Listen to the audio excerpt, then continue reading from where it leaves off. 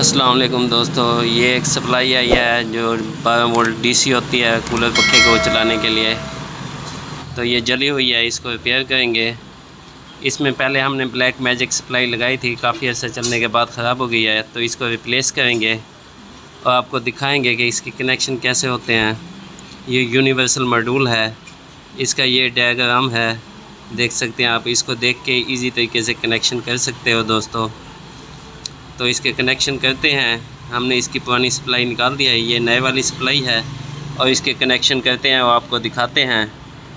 तो इसके कनेक्शन करते हैं दोस्तों, आपको दिखाते हैं कैसे कनेक्शन होते हैं। ये देखें दोस्तों, ब्लैक वाली ग्राउंड होती है, पीले वाली जो मॉसफेट की ग्राउंड सेंटर वाली साइड होती है वहाँ पे लगानी होती है, सफ़ेद जो है वो कपल पे लगानी होती है, और रेड कलर वाली जो पॉजिटिव साइड होती है छोटे कैपेसिटर की वहाँ पे लगानी होती है। तो इस तरह से कनेक्शन हो जाते हैं दोस्तों।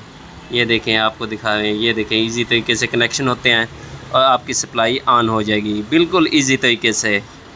जो डेड सप्लाई होगी उसको ऑन इजी तरीके से आप कर सकते हैं। तो इसको चला के आपको दिखाते हैं,